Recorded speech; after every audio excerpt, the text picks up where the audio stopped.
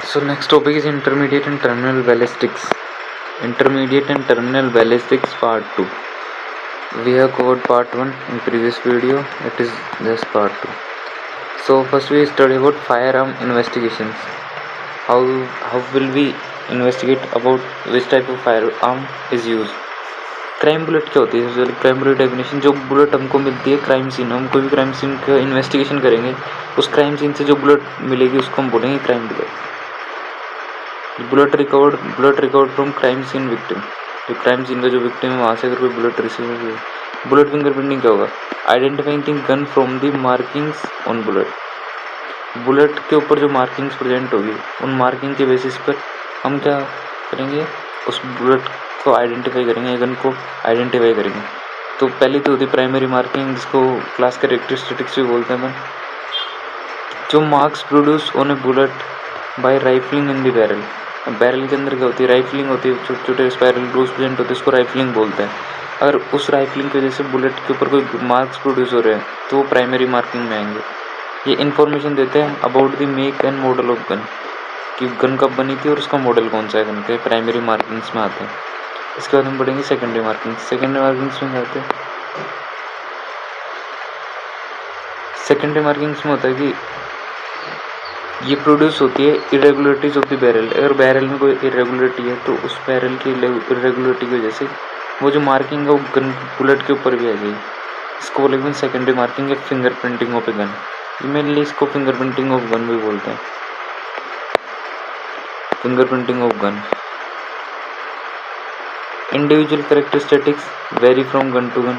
अब चूंकि individual characteristics होता है कि किसी गन के बैरल में क्या दिक्कत है, किसी गन के बैरल में कुछ भी दिक्कत है, जैसे थोड़ा सा इरेगुलर है तो इसकी रेगुलरिटी वजह से गन बुलेट के ऊपर थोड़ी सी मार्किंग आ सकती है।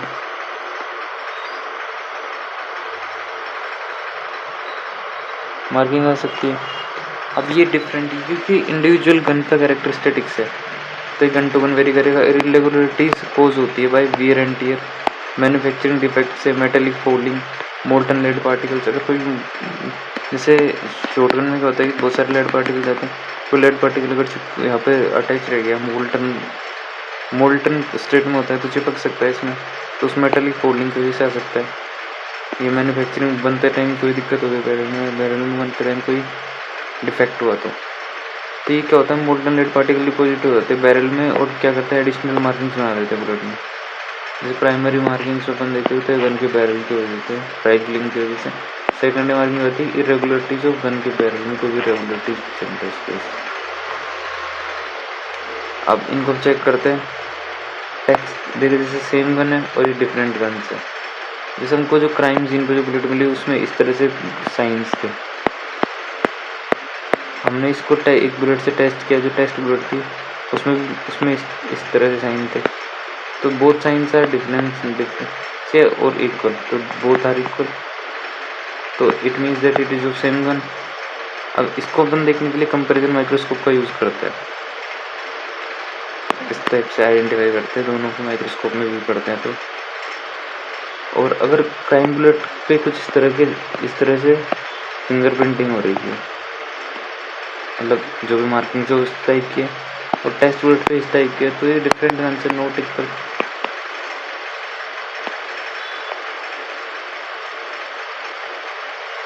हैंडलिंग ऑफ बुलेट को कैसे हैंडल करेंगे, इसके लिए अपन यूज़ करते हैं रबर टिप्ड टू एजर्स का।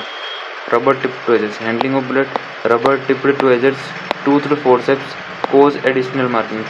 क्योंकि टूथड जो फोर्सेप्स होते हैं वो एडिशनल मार्किंग्स बना देंगे, इसलिए हम इसको rubber tipped to edgers use करते हैं। और ग्लव्ड हैंड्स को ग्लव्ड हैंड्स मतलब ग्लव पहन के यूज़ करेंगे। गन शॉट रेजिड्यू टेस्ट में क्या होता है, ये अब ये पता करने के लिए कि जो जिसके ऊपर उसने गन चलाई है या नहीं चलाई, कि जो अक्यूज है जिसके ऊपर आरोप लगा उसने गन चलाई है नहीं है, उसने गन का यूज़ करा है नहीं करा, इसको पता करने के लिए हम करते हैं GSR टेस्ट होता है गन शॉट रेजिड्यू टेस्ट। इसका निमोनिक होता है फायरिंग हैंड्स। फायरिंग मतलब F मतलब फ्लेम्स एटॉमिक एब्जॉर्प्शन है, टेक्निक से flames atomic absorption spectrometry, FAS मतलब atomic absorption spectrometry. H for Harrison Gilroy test, a for atomic absorption spectrometry, atomic absorption spectrometry करते हैं, न्यूट्रॉन एक्टिवेशन एनालिसिस करते हैं, dermal nitrate test करते हैं, सेमेडेक्स से टेस्ट करते हैं, स्पेसिफिक टेस्ट होता है सेमेडेक्स से। अब ये देखो areas of maximum GSR deposition, GSR क्या होता है गन शूट रेजिड्यू। अब गन तुमने चलाई तो उस पर क्या होता है थोड़े बहुत रेजिड्यू जो पार्टिकल्स है वो अपने हाथ पे भी रह जाता है। तो इन एरियाज पर मोस्ट कॉमनली ये जो एरियाज है सारे जितने भी एरियाज है इन एरियाज पर मोस्ट कॉमनली होता है गन शूट का रेजिड्यू डिपोजिशन होता है।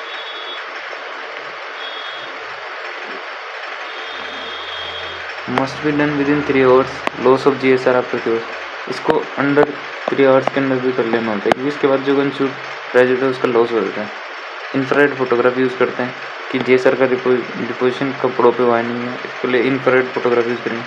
शॉटगन, अब शॉटगन क्या होती है, शॉटगन के पार्टिकल्स कम दूर तक जाते हैं तो उसमें प्रोजेक्टाइल लेड शॉट्स होते हैं। लेड शॉट्स का कार्ट्रिज में बड़ा सा लंबा जो होता है उसमें वैड होता है, वैड जो होता है वो ट्रेवल करता है 2 to 5 मीटर और माइनर कंफ्यूजन क्रिएट करता है, कोई फैटल इंजरीज नहीं होती इसकी वजह से। लेकिन लेड पार्टिकल्स का डिस्पर्जन होता है, लेकिन डिस्पर्जन स्टार्ट कब होता है, कॉन्टैक्ट रेंज में तो कोई डिस्पर्जन होगा ही नहीं। स्टार्ट होता है डिस्पर्जन 2 मीटर पर, और 2 मीटर पे कौन सी रेंज होती है, नियर रेंज होती है। सबसे पहले कॉन्टैक्ट में शूट कर सकते हैं, क्लोज में, क्लोज होता है 1 मीटर से कम अगर डिस्टेंस है इन जो भी इंडिविजुअल और शॉटगन के बीच में तो उसको बोलेंगे क्लोज रेंज पे शूट किया जाए। नियर रेंज मतलब 1 से 2 मीटर दूर है जिसको शूट करना हो हम बोलेंगे नियर रेंज में। इंटरमीडिएट मतलब 2 से 4 मीटर, 4 से मीटर से ज़्यादा तो डिस्टेंट है। लेकिन डिस्पर्जन मतलब जो फैलना है, मतलब जो लेड पार्टिकल जो फैलते हैं डिस्पर्ज होते हैं वो कभी स्टार्ट होता है 2 मीटर पे स्टार्ट होता है और कंप्लीट होता है 4 मीटर पे। ये डिपेंड करता है gun being fully choked, half choked और अनचोक्ड, चोकिंग ऑफ गन पे डिपेंड करता है। चोकिंग मतलब कहता है कि जो गन का बैरल है उसका जो एंड है, लास्ट का जो एंड है 3/4 हिस्सा है उसको अपन क्या कर दो, नैरोइंग कर दो, जो चोकिंग बोलेंगे। ये हाफ चोकिंग, फुल्ली चोकिंग और अनचोकिंग होती है। हाउंड बैलिस्टिक में देखो क्लोज शॉट किस में होता है, 1 मीटर से कम का, 1 मीटर से कम का, 1 मीटर से कम का क्लोज में आता है, 2 मीटर से कम का नियर में आता है, यानी 1 मीटर से कुछ ज़्यादा और 2 मीटर से और 2 मीटर से कम वो नियर में आता है।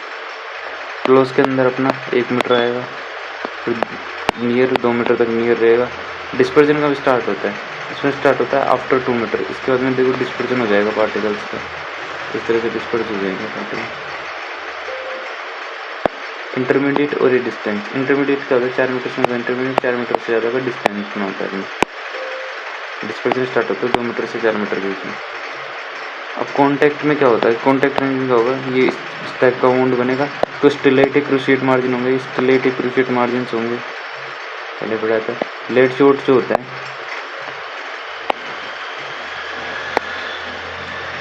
अब जो लेड शॉट्स है inside the track of wound as a single mass के रूप में होंगे वुंड के अंदर। लेड पार्टिकल्स एक साथ घुसेंगे सारे अंदर, मतलब एक साथ एंटर करेंगे।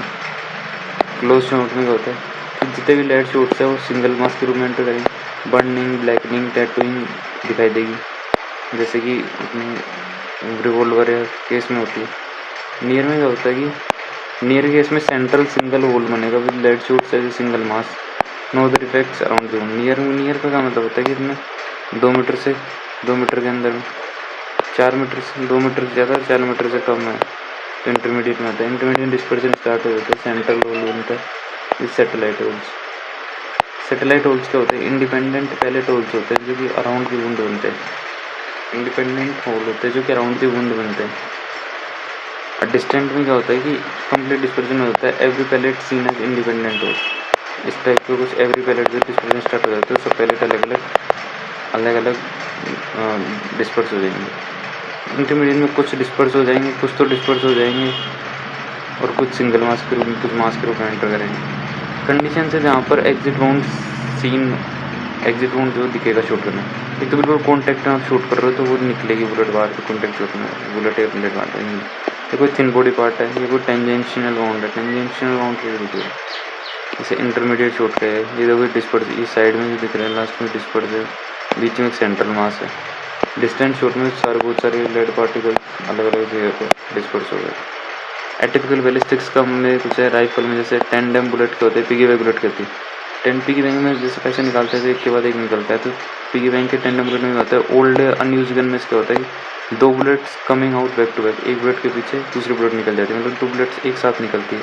इसको बोलते हैं टेंडम बुलेट पिगी बैंक में। ये पुरानी गन्स में होता है, जो यूज़ नहीं करी। यूनिक बुलेट में होता है बुलेट जो ट्रेवल करेगी इरेगुलर पाथ के लोग से, ये रेगुलर पाथ ऐसा होना चाहिए था, लेकिन तो ऐसे रेगुलर पाथ के नहीं रहेगी। टम्बलिंग बुलेट क्या होता है? टम्बलिंग बुलेट में अपन होता है कि ये क्या करेगी, इसके लॉन्ग एक्सिस है, इसका जो लॉन्ग एक्सिस है इसके अराउंड क्या हो जाएगी, इस टाइप से रोटेट करने लग जाएगी, जिससे एटिपिकल एंटी बाउंड बनेगा। रिकोशेट बुलेट क्या होती है कि deflected bullet from intermediate object. Ricochet bullet होती है जैसे कि इस टाइप से, जो बुलेट आई यहाँ से आई, इस ऑब्जेक्ट पे टकरा के वो ऐसे रिफ्लेक्ट होगी। तो ये जो बुलेट है जो डिफ्लेक्ट हुई है इंटरमीडिएट, ये जो ऑब्जेक्ट है ये क्या है, इंटरमीडिएट ऑब्जेक्ट है। अब इस इंटरमीडिएट ऑब्जेक्ट से डिफ्लेक्ट होगी। अभी जो एंगल ऑफ डिफ्लेक्शन है, रिकोशेटिंग एंगल क्या होता है, angle at which bullet hits intermediate object. अब ये जो एंगल है जिस पे ये हिट कर रही है इस इंटरमीडिएट ऑब्जेक्ट को, इस एंगल को बोलते हैं ricocheting angle. Angle at which bullet hits intermediate object. Deflection के बाद में कोई एवरेजन कॉलर नहीं बनेगा, क्योंकि स्पिनिंग नहीं है बुलेट की। नई फ्लेम के इफेक्ट आएंगे, स्मोक के इफेक्ट आएंगे, फोटोज के इफेक्ट आएंगे, क्योंकि इंटरमीडिएट ऑब्जेक्ट हिट करने के बाद वो हिट करती है उस पर्सन को। की होल शेप राउंड बनेगा, की होल शेप राउंड बनेगा, क्योंकि टम्बलिंग ऑफ बुलेट क्या होती है, टम्बलिंग जो होती है रोटेट करने लगेगी along its long axis. Souvenir या स्लीपिंग बुलेट क्या होता है, bullet retained inside the body, removal को सिग्निफिकेंट है। बुलेट जो होती है वो रिटेन रहेगी इनसाइड द बॉडी के अंदर रहेगी, लेकिन बॉडी के अंदर है बुलेट, लेकिन उसको निकालेंगे तो दिक्कत हो सकती है, लेकिन बॉडी के अंदर रहेगी तो कोई दिक्कत अभी तक तो नहीं कर रही। क्यों नहीं कर रही, क्योंकि उसके लॉन्ग क्या होता है, फाइब्रोसिस बन जाएगा उस बुलेट के लॉन्ग, बुलेट थे इसके लॉन्ग फाइब्रोसिस बन जाएगा। लेकिन दिक्कत क्या हो सकती है कि इसमें लेड का लीकेज होगा तो क्रोनिक लेड पॉइजनिंग हो सकती है। क्रोनिक लेड पॉइजनिंग का दूसरा नाम है प्लम्बिज्म। प्लम्बिज्म को क्या बोलते हैं, क्रोनिक लेड पॉइजनिंग होता है। कैनेडी फिनोमेना होता है कि hydrogenic alteration of gun shot wound causing difficulty in range determination. मतलब क्या कि iatrogenic alteration of gun shot wound ये क्या करता है कि रेंज के डिटरमिनेशन में डिफिकल्टी कर देता है। अगर आप दो शूट कर रहे हो गन शॉट के, जो आपने जो भी जैसे बुलेट लगी किसी को वुंड बना, अब वो वुंड में क्या होगा कि कोई भी अल्ट्रेशन हो रहा है तो ये क्या कर देते हैं कि रेंज डिटरमिनेशन में डिफिकल्टी कर देते हैं। रायलसीना फिनोमेना क्या बोलता है, insertion of bullet into step wound then by Naxalites क्या करते थे कि जैसे कोई पेशेंट पहले तो किसी को मार दिया, और मारने के बाद क्या करते थे उसके अंदर वो बुलेट डाल देता है कि ऐसा लगे कि एक गन शॉट का केस है। शॉटगन जो होता है difficulty in range determination, shotgun में डिफिकल्टी रेंज डिटरमिनेशन में विच वाज एक टाइप ऑफ कैनेडी फिनोमेना जो बेलिंग एंड वेल्डिंग ऑफ शॉट्स, क्योंकि इसको शॉट्स वेल्डिंग हो जाती है, क्योंकि ये क्या होता है हॉट होते हैं, फिर लेड पार्टिकल्स क्या होते हैं डिस्पर्शन होता है, लेकिन इसमें कहते हैं इनकम्प्लीट डिस्पर्शन होगा, क्योंकि एक्सेसिव ग्रीन्स लुब्रिकेंट और हीट की वजह से क्या होगा, ये जो लेड शॉट्स है वो आपस में चिपक जाएंगे, इसको एक बोल बन जाएंगे, वेल्डिंग हो जाएगी इनकी, तो बॉन्ड मिक्स ये तो एक इंटरमीडिएट शॉट की तरह मिक्स करेगा। Billiard ball ricochet effect, billiard ball ricochet effect क्या करता है कि इरेटिक डिस्पर्शन हो जाएगा हिटिंग एन इंटरमीडिएट ऑब्जेक्ट, कोई भी इंटरमीडिएट ऑब्जेक्ट को हिट कर रहे हैं तो इंटरमीडिएट ऑब्जेक्ट को हिट करने पर भी डिसपर्शन हो जाए, तो ये नियर शॉट रिजेंबल करेगा डिस्टेंट रेंज को। कैरोलिन इसमें क्या होता है कि कम डिस्टेंस पर भी डिस्पर्शन स्टार्ट हो जाएगा, लेकिन नॉर्मली होता है इंटरमीडिएट के बाद में, नॉर्मली क्या होता है कि जो इंटरमीडिएट है वहाँ से 2 मीटर के बाद में डिस्पर्शन स्टार्ट होता है, लेकिन इसमें क्या हो जाएगा पहले स्टार्ट हो जाएगा नियर शॉट, तो ऐसा लगेगा कि नियर शॉट है, तो रिजेंबल करेगा नियर शॉट को।